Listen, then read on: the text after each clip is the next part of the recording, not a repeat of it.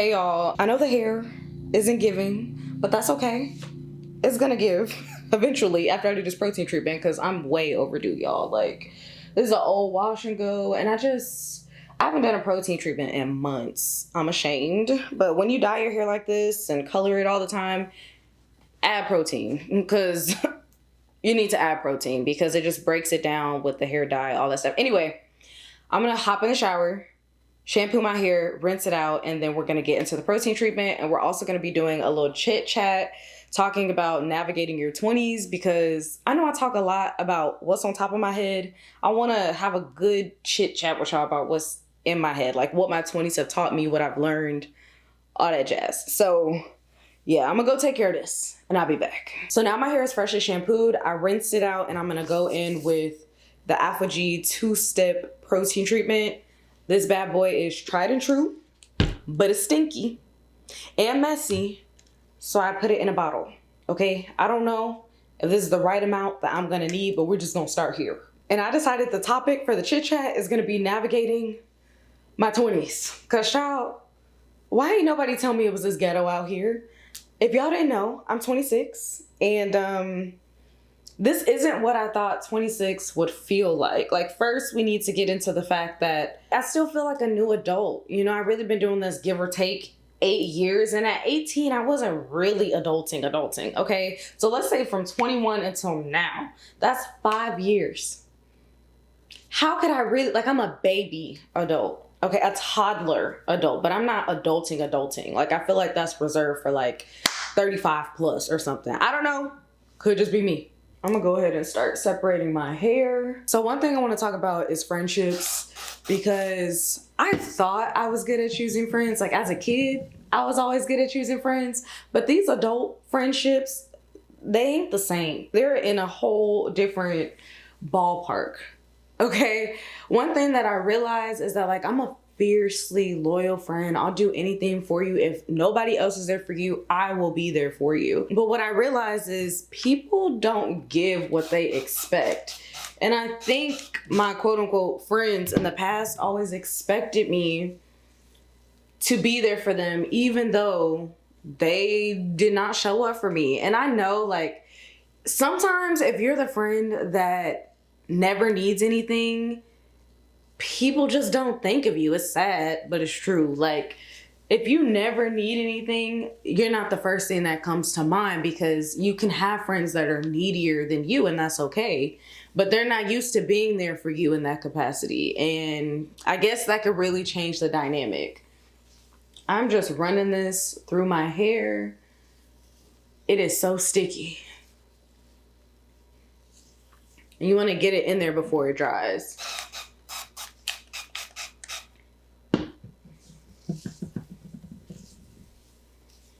Me times like multitasking.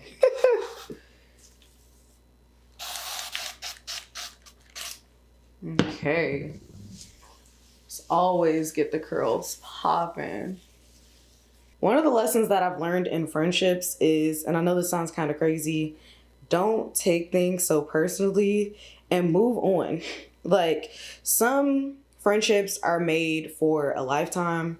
Some are just for a moment, and some are for a season, and have the wisdom and knowledge to know the difference.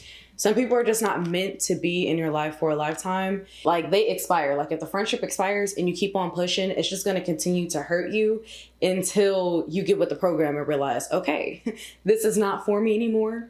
Whatever purpose it served, it has served that purpose, and it's time for me to move on, especially when you're dealing with inconsiderate friends. Like, you have to let that go. Another topic is financial literacy. They really should have taught us more about how to be financially literate, okay? I was fortunate enough to have parents who put me on game. They added me to their credit cards when I was in college, and credit cards that they had never been late on, and they helped me to start establishing credit so that by the time I got out of college, I had good credit. And also, no credit is not good credit. I feel like that needs to be said. No credit is not good credit. You actually need some type of credit. And then fast forward, like one of my hobbies is travel hacking, which is legal by the way, but I like to travel hack using travel credit cards. And well, in order to get into the travel credit card game, you have to have good credit. I'm going to Amsterdam this year on credit card points. It only cost me like 50,000 points for 2 people round trip from Atlanta to Amsterdam. What? Basically, having a good understanding of credit and having financial literacy will set you up to be able to do things like that. But I mean, I didn't know that then. I was just fortunate enough to have parents that did know, and I've learned more about financial literacy along the way. So rubbing this through, so sticky. Never gonna get used to that.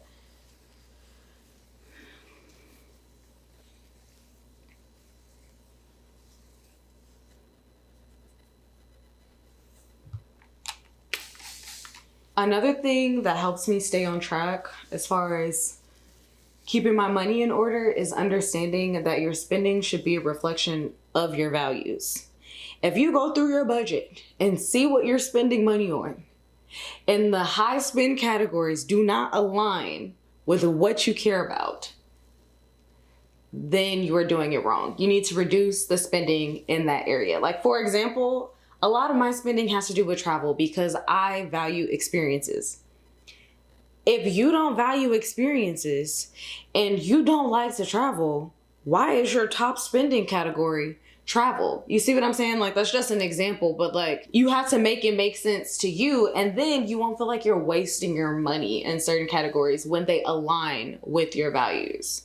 That's just something that being in my 20s taught me. Like, I like to eat good, okay? So what do? I spend a lot of money at restaurants. I do. But that aligns with my current values, okay? And if I wanted to buy a house or something like that, I'd probably stop spending as much in that category because my main thing is buying the home, getting the down payment for the home. So the next topic is retirement. And I know you like, girl, this is a video about navigating your 20s. So why are you mentioning retirement? Because the sooner you start, the better. You know, these are things I wish I realized because I work for myself, right? And you can care about your retirement without working for yourself, like max out your 401k. Some employers, they will match your contribution up to a certain amount to your 401k. And a lot of 20-somethings are very short-sighted, okay? They say, who cares about the retirement? I'm gonna take that money in my pocket today. I'm saying maybe that's worth rethinking, because you do want to be able to retire. I personally got a financial advisor in 2018. They were not for me. I'm gonna be honest. It wasn't a good match. I'm adding a little water because my hair is drier than it should be. It should be like damp. They weren't for me. I found out I have been contributing to my IRA. I have a SEP IRA, a traditional IRA, and a Roth IRA, right? So I have been contributing about $500 a month to my IRA to help set me up for retirement because I don't have an employer contributing because I am my own employer. But that's another story. I have been contributing $500 a month for years, right? Turns out half of that money, that financial advisor did not even have invested in the market. When I tell you, I was so pissed. I was like, whoa, couldn't be. Like when I looked through it, I was like, And the lesson I learned in that was to figure out how to do it yourself, because I definitely took that money out. I closed the account with them. I took that money out. I went into Vanguard and I learned how to invest myself. Half of the money is invested by robo investors, so that keeps it easy. And the other half I personally manage. Learn how to do it yourself so nobody can punk you. Because if you know that time in the market is better than time in the market, then you know that having half of your money not invested is literally a waste of your time and money. And in this scenario, money is time. Are you following me? Money is time. And they did not have the money invested. So that taught me a very valuable lesson. If you can do it yourself and it doesn't take you that long to learn how to do it, then just learn how to do it yourself, because nobody's going to manage your money better than you if you take the time to learn how to do it. And that's exactly what I did. So when it comes to your retirement, you can have IRAs even if you're not self-employed. I would look into them and the different benefits. Well, unless it's a Roth IRA, it's essentially tax deferred. So it's like a tax write-off. And then when you take that out in your retirement, then you have to pay taxes. But a Roth IRA is not tax deferred. You have to pay your taxes up front. And by the way, none of this is like official financial advisor, whatever advice. It's just me telling you my personal experience and what I'm doing with my money. But just think about your retirement now, because even if you invest $500 now, compounding interest, the sooner the better, is going to work in your favor. So that's just something that I learned. Trusting somebody else when you can do it yourself is a no for me. Even if you can invest $5 a month, it's better than not investing anything. And I would look into your 401k first if you are not self-employed. Because again, a lot of employers match that. So I wouldn't even worry about the Roth IRA portion until you are maxing out your 401k. Just raking this product through. Make sure to get them in because they need some TLC. And I'm still learning this. I'm still trying to figure out the balance of this. Find balance, that's actually hilarious. I did not do that on purpose. Find balance. It is so important. Like, for example, YouTube used to be a hobby for me, just social media in general. It was a hobby. And then it became one day my full-time job. So now I felt like I didn't have a hobby anymore. Like, what am I supposed to do that's just for fun, that doesn't make me any money, that I just do literally for joy? What do I do? And that is the finding balance. So I used to be a gymnast and I like tumbling, so I started going to a tumbling class. That's something that I'm like, oh, I can find joy in this. It doesn't make me any money, and it's just like a release from work, and it's just something that I do that genuinely brings me joy. Another thing is travel. Although it is expensive, I ain't gonna cap to you, it brings me joy. It's something that I like to do, that I would do if I wasn't paid for it, and that I'm currently not paid for, but that I just genuinely enjoy. Finding balance is so important, especially when you're in a situation where you had a hobby that you were good at that became a job. You need to find something outside of that to spend your time doing. Another thing is, I'm a foodie. I love to eat. So in my spare time, I like to try new restaurants and stuff like that. Like, find those things that help you find balance so that you can continue to do the things that you get paid for, or so that you can find the joy. That's literally my advice, whether you work for yourself or not. So if that's meeting up with friends, if that's throwing a potluck, if that is joining a karate class, a tumbling class, Pilates class, do it. So raking this through my hair. I'm definitely in need of a trim, like a good trim. I don't even know how many months it's been. The last time, no, I can't even say that. I do not know. Let me not lie. I do not know how long it's been since I got a good trim. The next thing is to find where you are valued. Did you hear me? Let me repeat it. Find where you are valued. You can spend so much time trying to fit in instead of just going where people already see you as valuable. You could be in the wrong place thinking that you have no value, but you just haven't found your people. You just haven't found your tribe. You just haven't found where you are the perfect puzzle piece. And I think so often people spend their time trying to fit in instead of spending their time trying to find a place where they're the perfect fit. And I say it two ways. You can either spend your time trying to convince people that you belong, you deserve a seat at the table, or you can create your own table, Or you can go places where people like you are celebrated.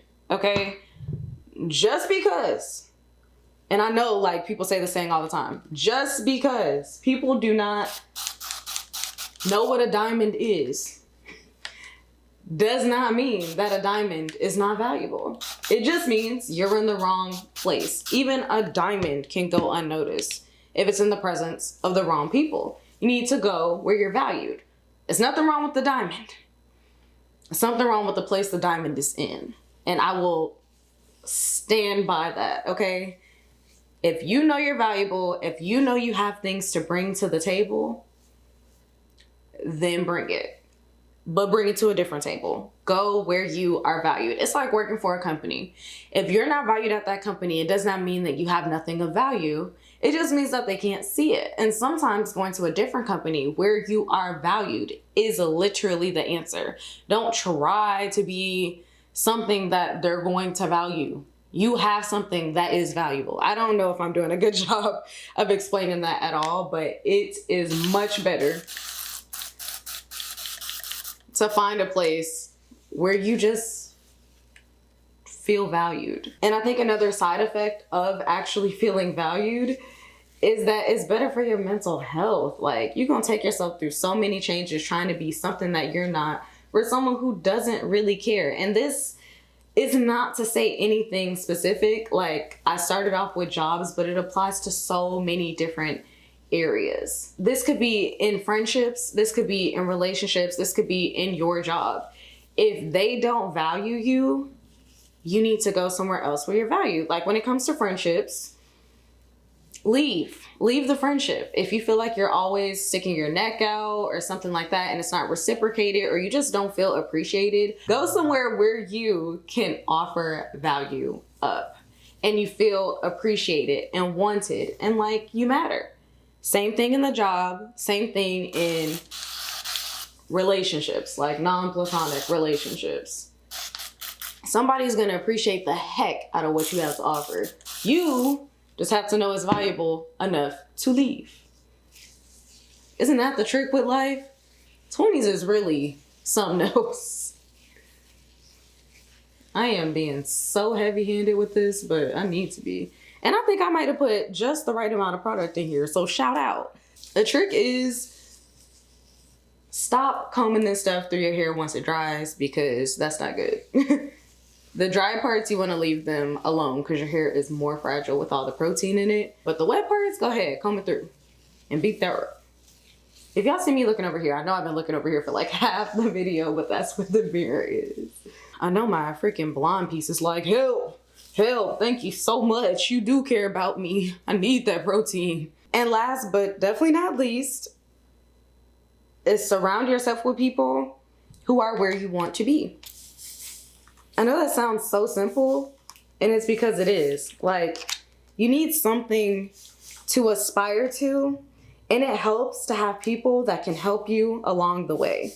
Most people didn't become who they are without any help. Go ahead and get that help. Align yourself with people who have similar values to you and who are further along in their journey. I always say, have a friend that you can help, have a friend that's on your level, and then have a friend that can help you. Okay? You hear me? So that you are being of value, and like, there's no level in which you can't add value. You may add value in different ways, but you definitely want to surround yourself with people who are where you want to be. Like, it's just that simple. Even like, go to networking events, meet mutual friends of a friend, you know? You never know. Like, they could work for a company that you would like to work for, or they could have knowledge on starting your own business and you want to start your business, and they can just stop you from making so many missteps along the journey. Because listen, you are going to make mistakes, but maybe that person can stop you from making as many mistakes, and that is time well spent. So this is what my hair is looking like. Some parts have really dried more than others, but I am going to go over it with a blow dryer per the instructions. I was gonna use my Dyson, but then I was like, girl, you done lost your mind. So I'm gonna be using this blow dryer. It's the Infinity Pro. It really don't matter. I just, not the Dyson. Too expensive, too expensive. So I'm just gonna blow dry it without really touching my hair very much. We just want the protein to sit and settle.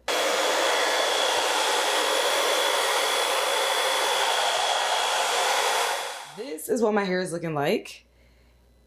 It is dried, as you can see. Don't touch it too much, but it is dried. I'm gonna be going in with the balancing moisturizer. First things first though, I have to shampoo this out. So I'm gonna rinse it, shampoo it. I might do 2 shampoos, and then I'm gonna go in with the balancing moisturizer. Leave this in for 2 minutes, and then you can rinse it out, and then you can style your hair as normal. The protein treatment is finished. I just finished shampooing my hair, rinsing out the protein, shampooing my hair, and this is what it's looking like. Overall, the feel is so much better. It's like the hair is stronger after a protein treatment. If you know, you know. And now it's time for me to apply this balancing moisturizer. And I'm gonna just leave it in for 2 minutes. And my hair is still wet. And it's gonna do exactly what it says, help to balance the pH of my hair after doing that protein treatment. It's a pretty thick product. You can just run this through. But yeah, my hair is feeling so much stronger. That's what I love about a good protein treatment. And you guys have asked me like how often to do protein treatments. I have high porosity hair, okay? If you have low porosity hair, don't do it as often as me. And my hair is also color treated, so that makes it like super high porosity. So for me, I do a protein treatment like once every 2.5 months. If I was on it, do I do it once every 2.5 months? No, that's more of an ideal, but that's if your hair is high porosity and it's like colored. If my hair wasn't colored at all, I probably do it once every 4 to 5 months. And if my hair was low porosity, I probably do it once every 6 months. And this is just my opinion on it, but I haven't had any breakage from doing protein treatments. My hair has only felt stronger, healthier, curlier, all that stuff from adding the proteins back into my hair. All right, so I'm just gonna finish applying it all over. All right, y'all, so this is how I'm looking after applying the balancing moisturizer. I am gonna rinse it out in 2 minutes, and then I'm gonna style my hair as normal. But one thing I always love about these protein treatments is that they help my hair feel so much stronger, like it can go through a battle or something. I hope you guys enjoyed this video. I hope you guys enjoyed the chit chat. Please let me know if you guys want me to do more chit chat videos, and also comment down below the topics y'all want me to talk about, because I just picked a topic that was on my heart lately, but y'all can let me know, and I will see you guys in my next video. And let me show y'all. Let me not do y'all crazy. This is what it's looking like.